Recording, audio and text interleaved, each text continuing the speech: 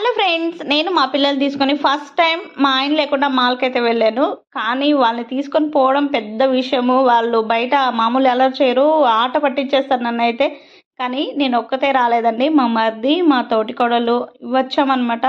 ఎంత హ్యాపీగా ఫీల్ అవుతుందో మా పాప అయితే. మా మరిది మా పాపకి జడేస్తుంటే తన ముఖంలో ఆనందం చూడాలి. నువ్వే ఈ బాబాయ్, ఒక్కసారైనా వేయవా ప్లీజ్ బాబాయ్ అని అడుక్కుంటుంది. ఎంత చక్కగా వాళ్ళు కలిసిపోయి ఆడుకొని ఆ అమ్మాయి ఎంజాయ్ చేస్తుందంటే, నా బంగారు తల్లి పుట్టినప్పటి నుంచి ఎవరు ప్రేమ పొందలేదు. నా ప్రేమ, మా ఆయన ప్రేమ తప్ప ఇంకెవరి ప్రేమ అది చూడలేదన్నమాట.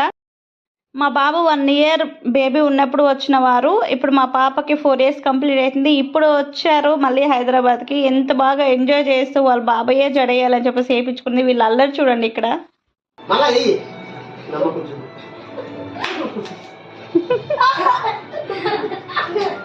ఇప్పుడు నేను దొంగ కాబట్టి మిమ్మల్ని కొడతాను.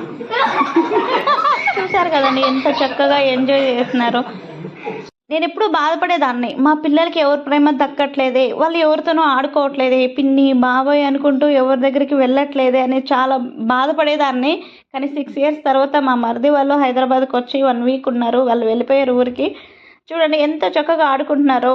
ఆ ఫీల్ అంతా పోయిందనమాట. నేను చాలాసార్లు బాధపడిన రోజులు కూడా ఉన్నాయి, వీళ్ళు ఎవరు ప్రేమ పొందట్లేదని. వీళ్ళు ఇంత చక్కగా ఆడుకొని ఎంజాయ్ చేస్తుంటే నాకు ఇది చాలా, నైనా మా పిల్లలకి ఇదే కదా కావాల్సింది అని చెప్పేసి అనుకునేదాన్ని.